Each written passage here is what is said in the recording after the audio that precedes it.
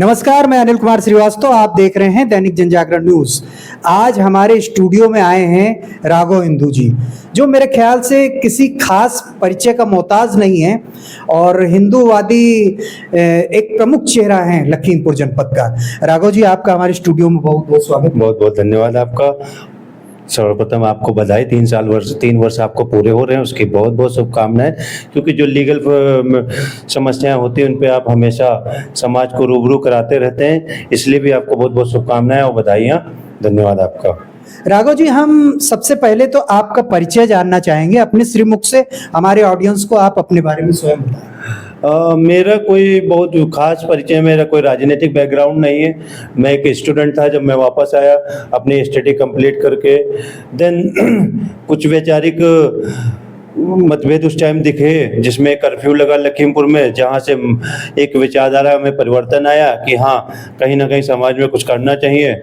तो उसके रहते हुए हम बजरंग दल में आए। बजरंग दल के माध्यम से आज लोगों के बीच में कई विभिन्न संगठनों में और भारतीय जनता पार्टी की राजनीति में रहते हुए कार्य कर रहे हैं। आप इस समय किन किन प्रमुख दलों और संस्थाओं में हैं? बेसिकली मेरा मोटिव हिंदुत्व का है, फिर वो कोई भी संगठन A to Z हो। रहा तो मैं बजरंग दल में रहा हूँ, विश्व हिंदू परिषद में संगठन मंत्री एज प्रचारक रहा हूँ, और भारतीय जनता पार्टी में नगर में मेन बॉडी में उपाध्यक्ष रहा हूँ। बाकी वैचारिक जिनसे भी हमारी मिल जाती है विचारधारा में, उन सभी के साथ में हिंदुत्व के हित में, समाज के हित में हमेशा निरंतर सभी के सहयोग में रहता हूँ और सभी हमारा सहयोग करते हैं। जैसा कि आप सर्वधर्म समभाव इसमें विश्वास करते हैं और हिंदुत्व के साथ साथ आप समाज सेवा में भी प्रमुख चेहरा माने जाते हैं। अभी हाल ही में एक कोई लखीमपुर से सटा शायद ग्रामीण एरिया होगा, उसमें भी आप काफी सोशल मीडिया में चर्चा में रहे थे। क्या था वो प्रोग्राम? ये बात है 2020 की। एक महवागंज, अपने लखीमपुर सटे से ही है, महवागंज में एक बहुत पुराना मंदिर, जो इसकी खुदाई में ईंटें भी निकली थी, तो वो भी 1782-85 की निकली, यानी 200 साल पुराना, 200-250 साल पुराना मंदिर था भोलेनाथ का, जिसको वहाँ पे चूंकि हिंदू आबादी सब समाप्त हो चुकी है, एक हिंदू परिवार है, उनके ना रहने के बाद वहाँ पे लोगों ने, जो एक अपने मुस्लिम वर्ग के लोग हैं वहाँ पे रह रहे थे, मगर पता नहीं किस भावना के तहत उन्होंने उस मंदिर को पाट दिया था कूड़े कबाड़े से, और जन सहयोग से, सबके सहयोग से, आप सबके सहयोग से एक बड़ी उपलब्धि मिली, और उसमें हमने मंदिर का एक बड़ा जीर्णोद्धार कराया। आज भोलेनाथ की पूजा होती है, बड़ा सुकून मिलता है, हम पूरे सावन वहीं रहते हैं। हम इससे पहले अगले क्वेश्चन पे चलें। सर, आपको दैनिक जनजागरण के स्टूडियो पे आके कैसा लगा? नहीं, बहुत अच्छा है। व्यक्तिगत भी आपका बड़ा नेचर अच्छा है। दूसरा, आपके द्वारा जो विषय उठाए जाते हैं समाज में, जिन लोगों को आप प्रेजेंट करते हो समाज से, वह आपका व्यक्तित्व बहुत प्रभावशाली रहता है। मैं बिल्कुल आपसे बड़ा इम्प्रेस हुआ हूँ। मैं बहुत समय से मिलना चाह रहा था और आज आपने मौका दिया, उसके लिए आपका कोटि धन्यवाद। और भगवान से प्रार्थना करूंगा जल्दी आप राष्ट्रीय स्तर तक पहुंचे, ताकि लखीमपुर ही नहीं, पूरे उत्तर प्रदेश और पूरे राष्ट्रीय स्तर की राजनीति में, सामाजिक स्तर पे जो भी महानुभाव हमारे छोटे बड़े भाई काम कर रहे हैं, उनकी सही आवाज़ बन के आप समाज का आईना बनाएं, उनको दिखाएं, ताकि समाज भी जान पाए कि आपके समाज के बीच में कौन कौन से लोग काम कर रहे हैं, जिनको राजनीतिक लोग इग्नोर करके कहीं ना कहीं लोगों का हनन कर रहे हैं। और आप जब उन सामाजिक लोगों को आप सामने लाएंगे तो कहीं ना कहीं एक मोटिवेशन मिलेगा पब्लिक को, और वो भी उन अच्छे कार्यों में अपना हाथ बढ़ाएंगे। चूंकि सर आप हिंदूवादी प्रमुख चेहरा हैं इस जनपद का, और आप भाजपा की राजनीति में भी सक्रिय रहे हैं, तो अभी हाल ही में जो बरेली की घटना है, इस पे क्या कहना चाहेंगे? दुर्भाग्य है। मैं तो उन लोगों से पूछना चाहता हूँ, जैसे मेरे कोई आराध्य हैं, मैं उनकी पूजा पाठ करता हूँ, तो उसमें मुझे दर्शाने की कोई आवश्यकता नहीं है। जब मैं मुस्लिम वर्ग से पूछना चाहूँगा, जब मैं आपके धर्म को जानता हूँ, आप अपने धर्म के प्रति कितना ईमानदार हैं, फिर आपको यह दर्शाने की कहाँ से आवश्यकता पड़ गई कि आई लव मोहम्मद। आप प्रेम ही नहीं, आपका समर्पण आपके भगवान के प्रति है, फिर यह राजनीतिक पारदर्शिता दिखाने की क्या आवश्यकता क्या पड़ गई कि आप उसको स्लोगन में, बैनर में दर्शा के एक डिवाइड एंड रूल की पॉलिसी, कहीं ना कहीं ये पूरा कार्यक्रम जो है राजनीतिक एजेंडे से हुआ, भारतीय राजनीति को डिस्टर्ब करने का, जैसे कि हाल ही में आपने श्रीलंका में घटनाएं देखी, बांग्लादेश में देखी और नेपाल में अभी जस्ट कुछ ही दिन पहले देखी। तो ये सब राजनीतिक प्रेरित घटनाएं हैं जिसको कहीं ना कहीं इस्लाम को मानने वाले लोग आज उसी के बहकावे में, यानी विपक्ष के या किसी विदेशी षड्यंत्र के माध्यम से यह कार्य कर रहे हैं। मैं उनको चाहूंगा, आपके चैनल के माध्यम से बताना चाहूंगा कि देश आपका अमन रखता चाहता है, विकास चाहता। आज हम विश्व की तीसरी सबसे बड़ी जीडीपी बनने की ओर है। आपको चाहिए कि आप देश के साथ में कदम मिला के चले। कोई भी व्यक्ति, आज चाहे हम भारतीय जनता पार्टी को कोई कार्यकर्ता हो या पदाधिकारी हो या हमारे लीडर पूज्य योगी आदित्यनाथ जी हो, नरेंद्र मोदी जी हो, सबका साथ सबका विकास की नीति से कार्य कर रहे हैं। यदि कॉलोनी 500 निकली है गवर्नमेंट के द्वारा, तो 500 में से किसी भी व्यक्ति के साथ मतभेद नहीं किया गया कि ये हिंदुओं को ही मिलेंगे या किसी दूसरे समाज को मिलेंगी, सभी को मिल रही है। यदि जल की सेवा मिल रही तो सभी के यहाँ टंकियां लगाई जा रही हैं। लाइट की व्यवस्था भी, यहाँ बहुत ऐसे गांव बिहड़ पड़े थे जहाँ पे लाइट का नामो निशान नहीं रहता। सप्ताह का एक चार्ट था कि एक सप्ते में आएगी, रात में, एक सप्ते में आएगी, दिन में। हमारे नेतृत्व में, हमारी भारतीय जनता पार्टी के नेतृत्व में आज जन जन तक हमारी सारी सुविधाएं पहुंच रही हैं। हमारी पार्टी ने कहीं पे नहीं किया मतभेद, न किसी मुस्लिम देखा, न कोई हिंदू देखा।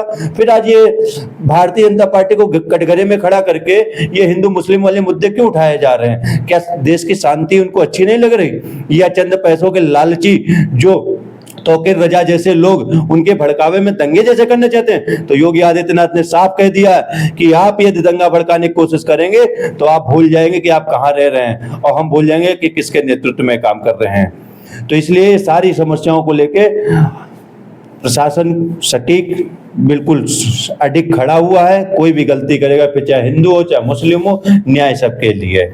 तो क्या आप आई लव मोहम्मद जो शब्द आपने बताया, शाब्दिक तौर पे इसे लव जिहाद के रूप में देखते हैं? आई लव मोहम्मद का अर्थ देखिए, पहली बात ये ऐसी कौम है हाँ जो मूर्ति को नहीं मानती, यानी निराकार को पूजती है, जिसका कोई आकार नहीं है। जब हम निराकार में किसी भी चीज को देखते हैं तो उसमें कुछ ऐसे स्लोगन हमें बनाने नहीं चाहिए जो साकार के रूप में दर्शाया जाए। आई लव मोहम्मद, आई लगा दिया, उसके बाद हार्ट बना दिया, फिर मोहम्मद लिख दिया, यानी आप भगवान को अपनी आस्था नहीं दिखा के आप उनको राजनीतिक एजेंडा बनाना चाहते हैं। तो ये लव जिहाद, लैंड जिहाद, बहुत सारे ऐसी चीजें चल रही हैं, उन पे टिप्पणियां करने पे आ जाएंगे तो पूरी कौम एक कटघरे में खड़ी हो जाएगी। और मैं नहीं चाहता हूं मेरे देश की शांति व्यवस्था खराब हो। मैं तो यही चाहूंगा, सभी से निवेदन करना चाहूंगा कि शांति पूर्वक रहें, विकास के साथ में हाथ बढ़ाएं,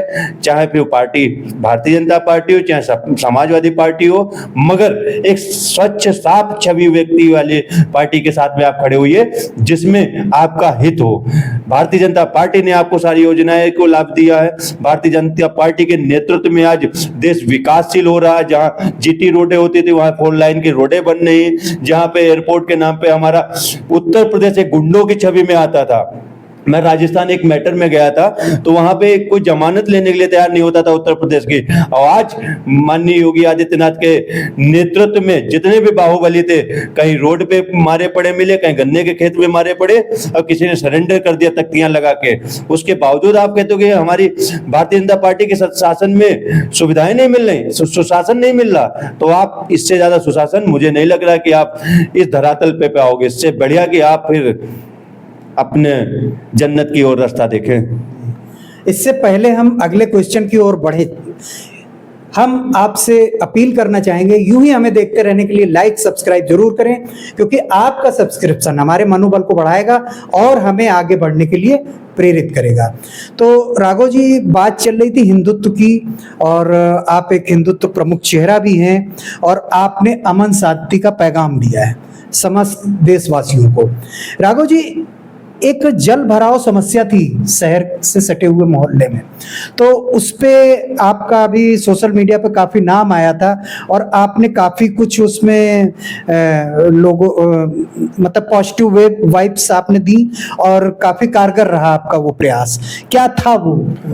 एक्चुअल में शहर से बिल्कुल सटे हुए ग्राम सभा है, ये उदयपुर महवा एक पंचायत पड़ती है और दूसरा जो ग्राम पंचायत पड़ती है वो आपके ये सुहागाड़ा पड़ती है। दोनों पंचायतों के बीच में 4 गांव ऐसे हैं, 4 मोहल्ले ऐसे हैं जिसमें गणेश नगर, सुभाष नगर, शांति नगर और गांधी नगर, ये 4 मोहल्ले ऐसे हैं जहाँ पे आज जितनी मैं कह सकता हूँ गहराई में नदी किनारे नहीं पानी का जल भरा होगा, उससे कहीं अधिक गहराई यानी एक मंजिला तक मकान डूबे हुए हैं। और यह स्थिति आज की नहीं, आज से विगत 15 से 20 साल पहले से है, मगर इस पे किसी ने भी ध्यान नहीं दिया। इस जल भराव की समस्या में मैं एक कार्यक्रम में एक मित्र से मिलने गया था, वहीं पे डॉक्टर अनूप मिश्रा जी से मुलाकात हुई, उन्होंने हमें उस स्थिति से रूबरू कराया जो मुझे बहुत बुरा लगा कि मेरी पार्टी आज सारी जगह पे विकास कर रही है, फिर ये क्षेत्र विकास से क्यों दूर रहे। तो उसके लिए हमने प्रशासन में बात रखी, जब बात हमारी नहीं सुनी गई तो हमने एक आमरण अनशन किया कलेक्ट्रेट में, जिसके परिणाम स्वरूप शासन प्रशासन हमारे साथ में आया और सहयोग कर रहा, और नाला नाली की सारी समस्याएं जो थी उस पर प्रस्ताव पारित हो गया है, जल्दी उसका निर्माण हो जाएगा और मोहल्ले के लोग सभी जल मुक्त हो जाएंगे। आपका प्रयास सकारात्मक रहा इस विषय पे। राघव जी, चलते चलते लखीमपुर के युवाओं को कोई संदेश देना चाहेंगे? बेसिकली जेनजी जैसे कैप्चर लेके भड़काने का काम किया जाता, उन जेनजी वाले लोगों से मैं कहूँगा, यानी 18 से 32 या 30 साल के बच्चों लड़कों से कहूँगा, अपने युवा साथियों से कहूँगा कि जो उनका एम है, यानी जो उनके माता पिता ने चॉइस कर रखा, जो उन्होंने स्वयं में चॉइस कर रखा, उस पे मेन फोकस करें ताकि आपका अपना भविष्य बन जाएगा। जब आप कोई जॉब करने लगोगे, कोई विज्ञान में जाके इन्वेंशन करोगे या किसी पटल पे आप अपने को जब बिल्कुल स्थिरता से परिपक्वता के साथ में स्थिर कर पाओगे, तब आप देश और समाज के लिए कुछ कर पाओगे। ये राजनीतिक पार्टियों के लोग या अन्य वर्ग के लोगों को क्या है, वो अपना एजेंडा क्लियर करने के लिए आपका यूज कर लेंगे और आप उसमें पिस जाओगे, आपका भविष्य खत्म हो जाएगा। तो मैं आपके चैनल के माध्यम से अपने सभी युवा साथियों से कहूंगा कि आप अपने भविष्य पे फोकस करते हुए देश धर्म के साथ में खड़े होइए और सकारात्मकता के साथ में धार्मिक भावना तब आपकी बहुत उज्जवल पटल पे जाएगी जब आप उसका अध्ययन करेंगे। अध्ययन बहुत जरूरी है। आज हमारे ग्रंथ, धार्मिक ग्रंथों से विश्व के अनेक देश बड़े बड़े इन्वेंशन कर रहे हैं, बड़ी बड़ी खोजें कर रहे हैं, और आज दुर्भाग्य जिस धर्म के हम लोग हैं, हम अपने ही धर्म के उन्हीं ग्रंथों का महत्व नहीं समझ रहे हैं और डिवाइड एंड रूल की पॉलिसी में जातियों में बंटे जा रहे हैं। तो जातियों में बंटना नहीं है, देश और धर्म के लिए काम करना है, धर्म को जानना है। जानोगे तभी उसके बारे में सही और गलत का निर्णय कर पाओगे। जब सही गलत का निर्णय कर पाओगे तभी आप समाज के लिए अच्छा काम कर पाओगे। धन्यवाद। तो आप सुन रहे थे राघव हिंदू जी को धार्मिक, सामाजिक एवं सांस्कृतिक विषय पे युवा चेतना के नूतन स्वर में ये बात कर रहे थे। तो आपने पूरा वीडियो देखा, उसके लिए धन्यवाद। यूं ही हमें देखते रहने के लिए लाइक सब्सक्राइब जरूर करें, क्योंकि आपका सब्सक्रिप्शन मनोबल को बढ़ाएगा और हमें आगे बढ़ने के लिए प्रेरित करेगा। धन्यवाद, नमस्कार।